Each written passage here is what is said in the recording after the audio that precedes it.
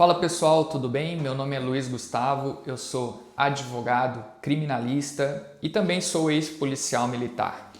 Eu atuei na Polícia Militar de Minas Gerais por 12 anos, por mais de uma década, sendo policial militar e sentado aí num banco de uma viatura atendendo milhares de ocorrências. E hoje eu utilizo esses conhecimentos policiais na minha advocacia criminal. Hoje eu queria falar sobre o crime de estelionato. É um crime bastante rotineiro, tanto na época que eu era policial, quanto agora como advogado. É um crime que aparece muito, eu tenho bastante atuação nesse tipo de crime.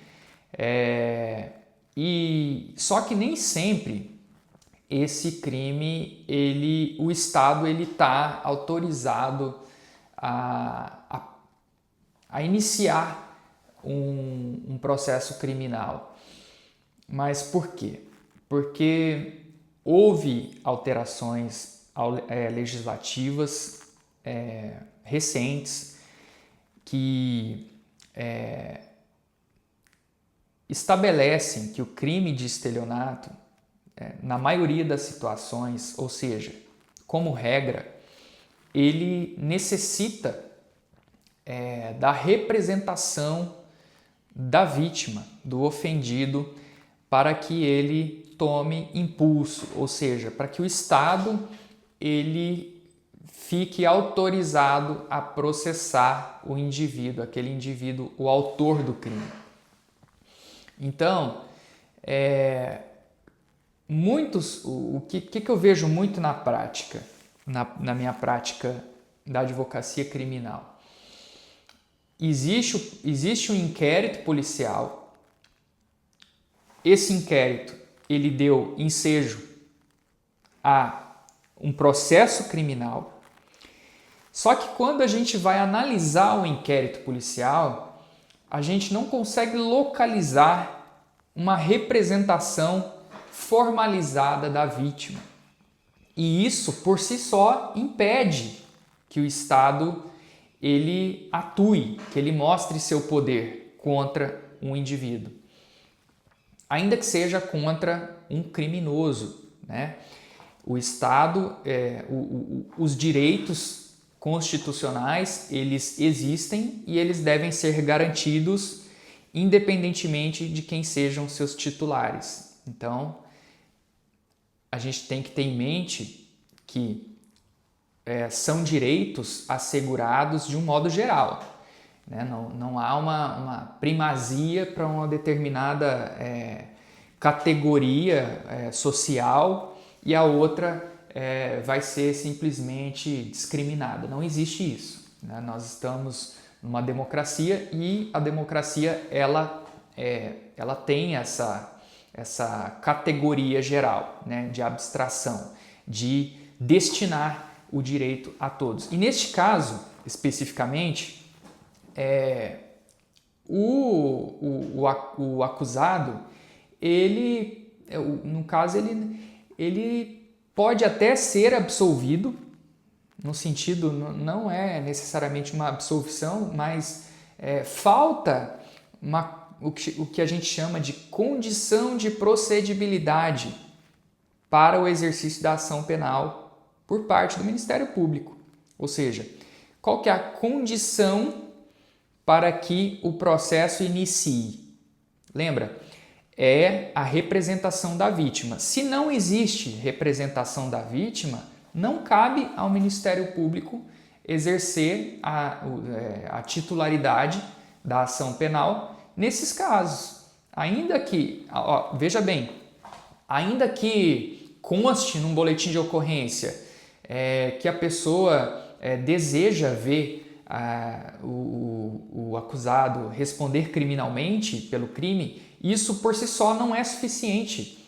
O Supremo Tribunal Federal tem reafirmado cada vez mais que a representação ela tem que ser formal, ela tem que ser específica, né? A pessoa tem que que comparecer na delegacia, ela tem que ser intimada a comparecer na delegacia especificamente para esse fim de realizar esse exercício, né? Representar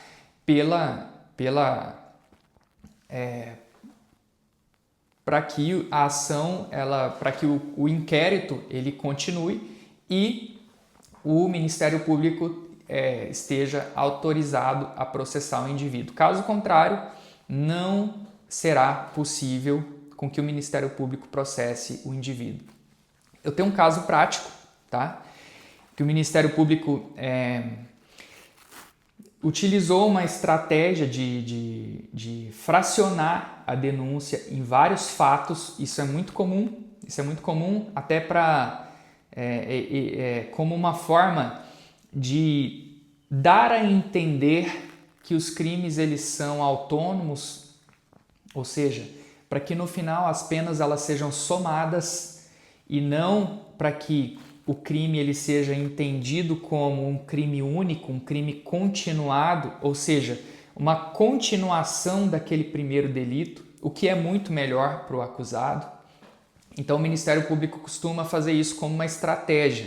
O Ministério Público faz um encadeamento de fatos, fato 1, fato 2, fato 3, fato 4, fato 5, e vai narrando cada fato, geralmente com vítimas diferentes, ou às vezes até com a mesma vítima, para que no final essa estratégia ela seja utilizada para somar a pena.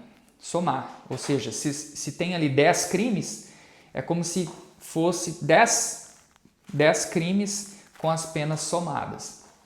E geralmente a defesa atua no sentido, caso haja a representação da vítima em todos esses crimes, a defesa ela sempre vai lutar pela continuidade delitiva, pelo crime continuado, ou seja, vai tentar comprovar que os demais crimes não passam de continuação daquele primeiro delito. Portanto, tem apenas um crime com a pena aumentada, ou seja, existe o que a doutrina chama de exasperação da pena, que seria um aumento da pena, mas o crime é um só. Então é muito melhor para o acusado do que somar. E muitas vezes nessa soma de fatos pode acontecer se são 10 fatos, por exemplo, pode acontecer de 5 fatos não ter representação da vítima. Neste caso, ainda que se entenda pela soma das penas, vai restar apenas 5 crimes. Não serão mais 10 crimes. Então, é aí que está a atenção do advogado. O advogado tem que estar muito atento para isso, para que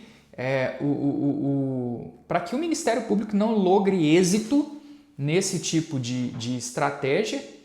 Eu até discordo, eu acho que nessas situações o próprio Ministério Público deveria verificar que não existe ali a condição de procedibilidade para o exercício da ação penal, ou seja, não existe a representação da vítima, logo esses crimes eles não vão fazer parte da denúncia. O próprio Ministério Público deveria se manifestar nesse sentido, mas infelizmente não é isso que a gente vê na prática. E é para isso que existe o advogado. Tá bom? Eu espero que vocês tenham gostado desse vídeo. Espero que eu tenha, de certa forma, informado.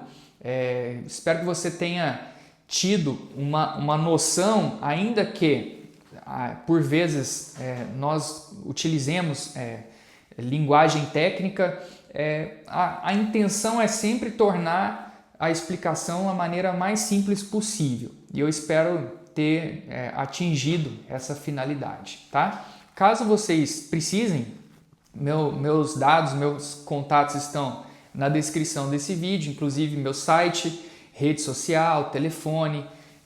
Caso vocês queiram algum tipo de informação, estarei sempre disponível a atendê-los.